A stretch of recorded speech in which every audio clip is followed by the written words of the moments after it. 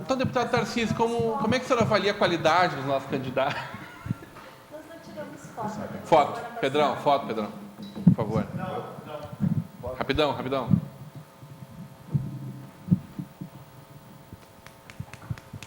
Se tu me fizer essa pergunta, vai ter uma resposta. Se eu fosse Dilma, não respondia nada, só lia a ficha corrida do senador que estivesse perguntando. Boa, muito boa. Mas o problema é que ela nem se preparou para isso. Se eu fosse ela, Quem? eu teria feito uma varredura e feito os decretos emitidos pelos governadores dos estados, né? Pois é. Com excelência do seu governador. Mas ela fala muito mal, né? Vai me xingar? Ela forma as frases muito Vai me mal. xingar? É. Ela nunca foi uma grande polemista. Não sei. Que eu tô do lado.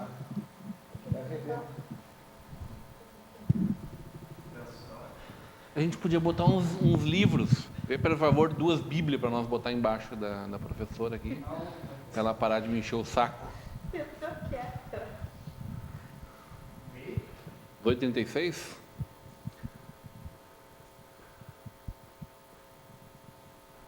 Olá, muito boa noite. 18h36 desta segunda-feira, hoje 29 de agosto de 2016. Está no ar o nosso Estação Hamburgo, direto para Novo Hamburgo, Campo Bom, Sapiranga, Estância Velha. E Fernando Marco? E aí, tudo bem? E o mundo, Para o mundo inteiro, Fernando Mundo Marco. inteiro, muito inteiro. Deputado Tarcísio, vamos na próxima semana a gente combinar o E jogral. no mundo, mas é óbvio, hoje tudo é pro mundo. Tudo é pro mundo. Até Não, as fotos que eu tirei na Kipling ontem estão no mundo. Não, eu só estou vendo aqui que hoje é o Dia Nacional de Combate ao Fumo, né? E me pegou assim porque eu fui fumante até 2009, então, para as pessoas que ainda estão com essa praga na boca, por favor, larguem o cigarro. Ah, tu é um ex-fumante chato. é Chato, isso? virei um aquele... não. Todo ex-fumante é chato. Não. Eu respeito as individualidades do deputado. Eu também respeito, Eu sou. mas eu sempre mando apagar o cigarro. Bom, esse é o espírito do nosso Estação Hamburgo dessa segunda-feira. Muito boa noite, professora. Boa noite. Quais são as novidades do mundo lá de fora, gente? Olha, eu tô sem muita novidade. Passei final de semana doente, acamada, então não andei muito pelas ruas. Trabalhei sábado até 1h. Teve o Big Mac Feliz, alguma coisa assim, né? E as crianças foram lá, uma promoção da AMO, pagou lanche para os nossos alunos e a gente foi. Bacana, muito bom. Fernando Marco, muito boa noite. Muito uma boa noite, senhor Rodrigo Fernando Stefano. Marco, Para mim, para o mundo então, tá? para o Fernando? mundo inteiro. Na Groenlândia, Eu quero saudar a minha amiga professora Pamela, que está aqui ao meu lado, abrilhantando essa bancada. Sabe quando tem mulher aqui, a gente fica meio embevecido, assim, fica, né? Já cantei ela várias vezes aqui em público, então, mas enfim. Saudar o nosso amigo Carlos Fink e o nosso deputado estadual, Tarcísio Zimmermann, que é uma grande honra ter a presença dessa grande liderança política aqui de Novo Hamburgo, que é o nosso sempre prefeito aqui da cidade, que revolucionou a cidade de Novo Hamburgo. Fernando Marco, tu sabe que esse teu lugar aí eu acho que está meio maldito, né? Eu acho que sim. Ele sempre esteve desde a primeira vez que eu O sentei aqui. Evandro sentou aí e começou a pender para a esquerda, viu? Não, Evandro isso- Kaufmann não, Schmidt. não, isso não pode. Sim, senhor. Não. E não bastasse isso, começou a falar em sexo lá pelas tantas. Não, mas não. Porque assim, Isso vindo do Evandro, Sim. só podia ser a tua presença. o Evandro aí. tem coisas muito boas que é o voluntariado dele no Centro de Valorização da Vida. Eu acho que é uma... Além de ser uma pessoa muito inteligente. É um trabalho, uma pessoa muito inteligente. Ele só se Um equivoca querido. na história da defesa da escola sem partido, tu entende? Tá certo. Mas aí é um debate que é um debate longo, um debate extenso. E né, ele tem que estar aqui junto para a gente fazer E tem esse que estar aqui debate. junto. Então, na quarta-feira, quando ele voltar, a gente pode retomar essa pauta aí. Fatalmente falaremos sobre esse lugar aí que o senhor está sentado. Ok. Já pedimos para que seja exorcizado. É esse que, na lugar. realidade, aqui eu peço As sempre... pessoas vão pedir, não, quero sentar Sim. em qualquer lugar menos naquele canto ali. Eu sempre peço a bênção do Marx nesse lugar, que eu estou do Lenin, da Rosa Luxemburgo, entendeu? Então, né, aqui já tem uma aura, já tem um espectro da esquerda rondando, né, esse canto. Tá bem. Que causa pavor a muitas pessoas. No né? caso aqui não quer dizer que o lado de cá seja da direita. Pois então, bom, mas é o lugar do Evandro. Esse bom. é o lugar que tradicionalmente, porque eles gostam de ficar se olhando durante A o única, programa. bom, não vou falar o que eu... Muito boa noite, deputado Tarcísio Zimmer, seja muito bem-vindo. Obrigado, O senhor boa assumiu noite. de vez esse posto, né? Não necessariamente Eu o sempre lugar peço, em si, né? eu quero dizer para os telespectadores que eu sempre peço licença. Todas as segundas-feiras eu mando uma mensagem para o Rodrigo perguntando: posso ir essa noite? Então eu não assumi ainda, eu estou num processo de assumimento. Tá bem. Carlos Fink, esse é o lugar cativo, né, Carlos?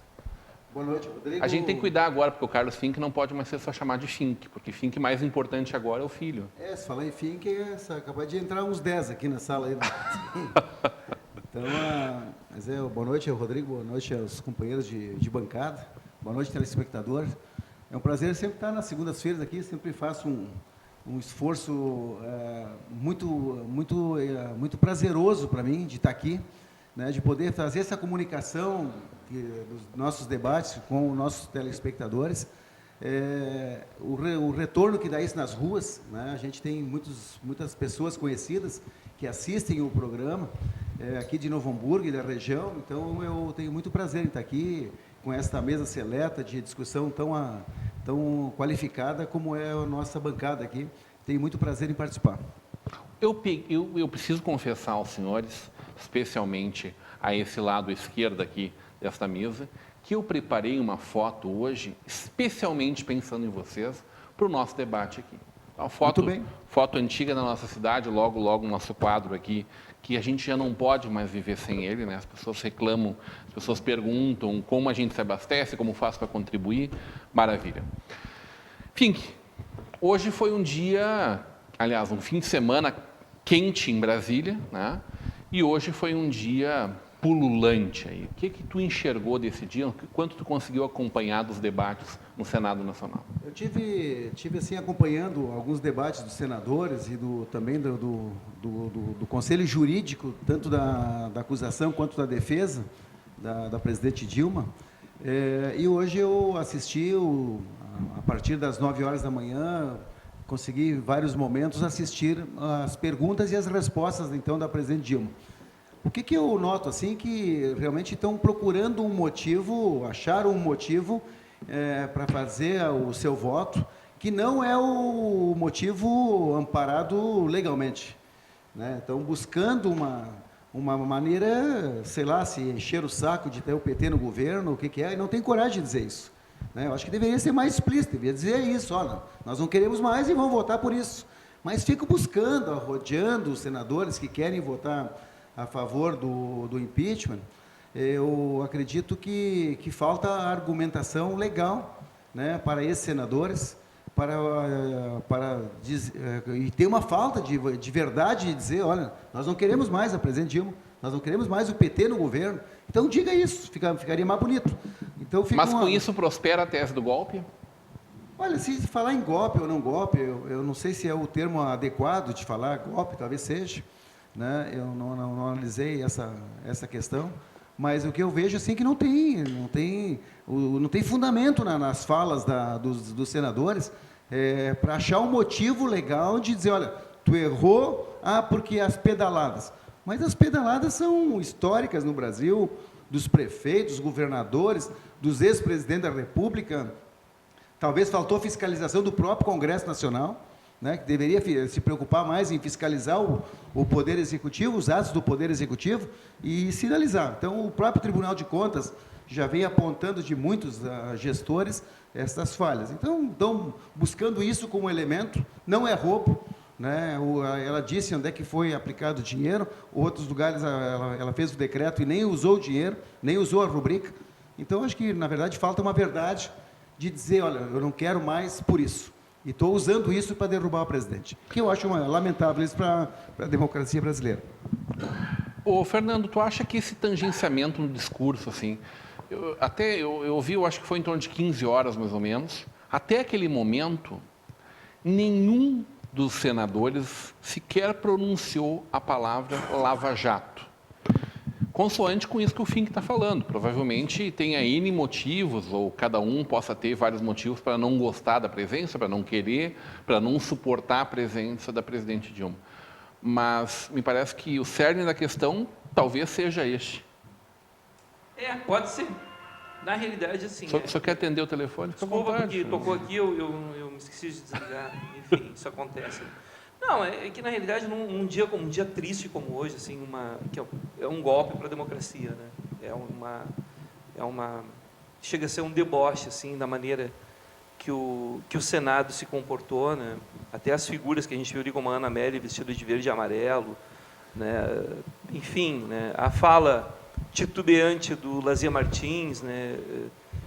Ainda que nós tivéssemos ali o Paulo Paim para fazer uma defesa dos direitos trabalhistas, de toda essa ameaça que nós temos agora em relação aos direitos sociais, que foi construído com muita inteligência pelo governo Lula, que foi mantido pelo governo Dilma, e que, na realidade, a conclusão que a gente chega é que o Bolsa Família está sendo substituído pela Bolsa de Valores. Os programas sociais estão sendo substituídos por uma coisa que a gente não consegue divisar bem o que é. Quer dizer, no fundo, a gente sabe o que é, né? É a questão principalmente da redução dos direitos dos trabalhadores, né? E tudo isso é uma coisa muito mais séria, sabe? Isso porque se as pessoas que precisam, a maioria da população brasileira, a classe trabalhadora, estivesse dando conta do que é o tamanho desse golpe, estava todo mundo na rua. E parece que esse trabalho de achincalhar com a política, de colocar todo mundo no mesmo patamar, e a população não consegue divisar isso, a população não consegue dividir o que é o joio e o que é o trigo, né? Então, e aí pega uma presidenta que não tem nenhum caso de corrupção, como ela bem falou, não tem nenhum dinheiro em conta na Suíça, que não enriqueceu, né, que não fez nenhum movimento para enriquecer. E aí tu pega os algozes, né, que são pessoas que se locupletaram, que enriqueceram, né? O próprio Eduardo Cunha é um exemplo disso, mas não é só ele, sabe? Vários deputados ali, vários Fernando, senadores. mas então, né? segundo o que a gente vê, se enriqueceram no governo dela, não foi isso? Não, isso já é um crescimento que vem... Vem. A questão do Eduardo Cunha, por exemplo. Há 20 anos, o Eduardo Cunha já está lá. 25 anos, né? Então, mas, sabe, é um momento assim que eu fico pensando na minha mãe, com 11 anos de idade. Beijo, dona Silvia. Dona Silvia, que está nos assistindo, né? A minha mãe, em agosto de 1954, com 11 anos de idade, chorando a morte do Getúlio Vargas. Eu acho que hoje eu consigo entender o que a minha mãe sentiu naquela época, o que os trabalhadores daquela época sentiram, né? Bem como o anúncio do golpe militar em 1º de abril de 1964, acho que foi a mesma sensação daqueles que estavam lutando pela liberdade e pela democracia, e o João Goulart, que lá tinha iniciado uma reforma agrária tímida, sabe, mas que tinha colocado lá, pelo menos um ponto, uma parada, né, nesse processo de exploração que existe no Brasil, a partir das elites, né, do latifúndio, enfim, né. Então, eu sei que o problema é o discurso, tu entende? Quando as pessoas ouvem esse discurso, mas esse discurso da esquerda. Não, a população vai sentir isso no bolso, a população vai sentir isso a partir da perda dos direitos sociais, e, principalmente, a população vai sentir o que é a perda da democracia, da maneira que foi estabelecida por esse séquito, por esse grupo golpista que se assenhorou do poder, que tomou conta, né, de um país, né, a revelia da maioria da população, em cima de apesar dos 54 milhões e meio de votos que a Dilma conseguiu em 2014. Né? Então isso é muito triste, né? Hoje é um dia que a gente não tem, eu não tenho como estar feliz, eu não tenho como passar nenhuma notícia feliz, sabe? Professor, o Fernando está lembrando de Getúlio Vargas, né, da morte de Getúlio Vargas, que deixou uma carta-testamento. De certa forma, também se discutiu bastante isso hoje. O discurso da Dilma é um pouco da sua carta-testamento, considerando que dificilmente teremos uma reversão dos votos? Parece meio favas contadas essa história toda? Não, eu acho que eu vejo sim que o discurso da Dilma é um discurso que deve ficar para a história, para a Dilma poder justamente um contraponto na história, né? Mostrar que não é só aquilo que estão gritando, Eu vejo hoje uma mulher cansada, exausta de estar respondendo as mesmas coisas e fazendo a mesma defesa. Ontem, aquele momento que tu deixa a TV ligada, vai fazer outras coisas, assim, eu ouvi um senador dizer que ia tratar com muito respeito, né, que iam receber a presidenta e tal. Mas não foi o que eu ouvi hoje, do meio-dia a 1, nas falas que eu pude escutar, e depois ali das 5 às 6. Eu via só uma ofensa, né, só ofensas assim, contra a Dilma, e ela tendo que responder as mesmas coisas, as mesmas acusações, as mesmas pedradas. Assim. Então, eu acho isso muito desrespeitoso. Muito... De alguma forma, esse discurso dela, que provavelmente nos sensibiliza a todos os brasileiros, mas ele é inócuo para aqueles 57, 58 senadores que votarão pelo impeachment dele. É isso, assim, eu vejo que eles já chegaram lá com um veredito, eles não estão abertos a ouvir nada, eles não foram lá dispostos, tanto que já estavam contando, 56 votos contra. Então, eles não estavam nem um pouco dispostos a ouvir, a ler, a ver os pontos realmente assim das coisas. Eles estão lá, não, nós somos contra, nós somos de direita, a gente quer tirar o PT e vamos votar contra, sabe? Independente de qual vai ser, se é ou não culpada, de quem é a culpa. Eu vejo assim. Deputado, como é que o dia de hoje entra para a história? Considerando que a gente provavelmente não vai ter o julgamento final no dia de hoje, né? Mas é um dia, no mínimo, icônico, né? Eu concordo aqui com as manifestações, iniciando aqui pelo FINC, do Marco e da Pamela, eu concordo com a linha desta manifestação. Eu acho que desde o início desse processo tinha ficado muito claro de que as tais pedaladas e os tais decretos eram apenas, digamos assim, um álibi para tentar constituir um processo de impedimento da presidenta. O que talvez os senadores e os deputados, os seus adversários, não imaginassem era que a presidenta chegasse ao final mantendo a altivez.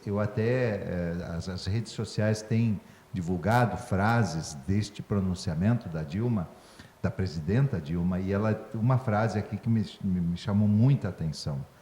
Ela diz assim: diante das acusações que contra mim são dirigidas, não posso deixar de sentir o gosto amargo da injustiça e do arbítrio. Mas como no passado, e aí ela se refere ao período em que ela foi presa pela ditadura militar, foi torturada, mas como no passado resisto. Não esperem de mim o obsequioso silêncio dos covardes. Não esperem de mim o obsequioso silêncio dos covardes. Os senadores que votarem pelo impeachment ficarão com a sua biografia, com a biografia de senadores que cometeram um crime. O voto deles será um voto criminoso, assim como seria criminoso um ato de um juiz que apitasse um pênalti inexistente e mesmo diante de reiteradas imagens mostrando que ele errou, ele mantivesse aquela decisão. É isso. Então, esse é o tema. Acho que as pessoas têm todo o direito de politicamente falarem fora Dilma, né? Teriam todo o direito de caçar a presidenta se ela tivesse cometido algum crime. Do contrário, terão todo o direito de retirá-la do governo por meio do voto. Há poucos dias atrás, aqui o presidente do Tribunal de Justiça sugeriu que o governador Sartori estaria cometendo pedaladas fiscais por estar parcelando salários e financiando o 13º salário dos servidores. E, tecnicamente falando, ele está cometendo pedaladas. Mas eu jamais votaria a favor de um impeachment. Eu jamais votaria. Não por este motivo. Não por este motivo. Se ele pudesse ser acusado de conscientemente ter cometido um crime, eu até poderia examinar essa hipótese. Mas eu jamais teria a leviandade de votar no impeachment. E quando esse tema chegou na nossa bancada, eu levantei duramente a ideia de que, se o nosso digno presidente do Tribunal de Justiça entende que deva empichar o governador, que faça isso ele, mas não coloque isso para nós. Porque, efetivamente, eu acho que a gente não pode vulgarizar instrumentos da democracia. Mas isso abre um precedente perigoso, Claro né? que sim. Essa claro votação, que sim. ela abre um precedente para todos os próximos governantes. Eu até dizia hoje à tarde, se eu fosse a defesa da presidenta Dilma, eu teria feito uma varredura nos decretos emitidos por governadores, inclusive a Anastasia. Eu teria feito essa varredura. E dito assim, Excelência, Vossa Excelência mesmo, né, emitiu tais decretos nessas condições. Eu teria dito para o outro, Vossa Excelência deve lembrar que o governador do seu partido, no seu estado, não paga o 13º salário. Não paga o salário dos servidores. Ela poderia ter dito isso, por exemplo, para essa senhora que se apresenta de verde e amarelo e pisa na Constituição, chamada senadora Ana Amélia Lemos, porque ela está nesse governo Sartori. Mas aí tu vê a hipocrisia de uma elite que, na verdade, eu acho que tem que ser dito aqui, o Marco levantou isso. Anotem. Se antes mesmo de consumar o golpe já se falava em aposentadoria aos 65, indiscriminada, se já se falava em acabar com a CLT, se já se falava em jornada de 80 horas semanais, que depois reconheceram que era um exagero e passaram para 60, né? Já se falava, esta semana que passou, o presidente Temer, né, acabou com o programa de alfabetização de adultos. O Brasil não precisa mais alfabetizar seus adultos. Eles podem permanecer analfabetos porque eles voltarão à condição de subcidadãos. Este será o destino de uma maioria do povo brasileiro que começou a colocar a cabeça de fora com todas as dificuldades, mas começou a colocar a cabeça de fora graças às políticas sociais do governo Lula e do governo Dilma. Quer dizer, filho de pobre entrando na universidade, empregada doméstica tendo carteira assinada, que crime! Que crime! Imagina! Carteira assinada para empregada doméstica, o último laivo da escravidão no Brasil, o PT teve a ousadia de acabar, né? Os pobres tendo direito a uma casa e, eventualmente, até dividindo um aeroporto e uma praia com a classe média e com os ricos. Que crime! Voltaremos a ter um país em que esta turma vai reconhecer seu lugar de novo e, provavelmente, se puderem, eles, inclusive, voltarão aos grilhões. Tá bem. Vamos falar um pouco de Novo Hamburgo aí, vamos ver como é que está a nossa foto, vamos no nosso intervalo, Vanderlei. Foto da semana passada. Que barbada. Tua casa, Fernando Marco? Não. Que lugar é esse, Fernando Marco? Esse aí é o famoso Céu Azul, que ficava ali na Rua Paraíba, que inclusive foi abordado no fim de semana por um blogueiro aqui de Novo Hamburgo. Seria uma boate de... É, uma boate, é uma... A zona de baixo meretrício. Não, frequentava ali, Fink? Não, mas eu tenho uma história do Céu Azul. Sorriu por quê? Volta para nós aqui, por favor, Vanderlei. Não, o Céu Azul tem uma história. Né? A história do Céu Azul, ele ficava ali na Bento Gonçalves, naquela sinaleira que desce para o Carrefour ali. Na Paraíba, na frente da Paraíba ali, era uma quadra... Desce pro Bourbon. É um triângulo ali, na verdade forma um triângulo. Tem uma feirinha dos agricultores de Lomba Grande ali, acho que é quinta-feira ou sexta-feira que acontece a feira. Em toda aquela quadra ali ficava a famosa boate Céu Azul. Era toda murada por madeira, a quadra toda. E sabe quem era o dono lá? Quem é que explorava lá? Opa! Nestor Guilherme Phipps Schneider. Ó! É verdade? É conhecido Bom, nosso. eu não contaria E é essa história. conhecido de muita Pai gente. do Henrique Schneider. É o pai. Então, é isso. Então, é por isso que eu sorri. O senhor quer dizer que... É por isso que eu sorri. O senhor Phipps Schneider era um rufião, é isso? Mas o Phipps Schneider, eu tive o prazer Um de trabalhar personagem com ele. folclórico da nossa Tive o prazer região. de trabalhar com ele como prefeito lá na prefeitura de Campo Bom.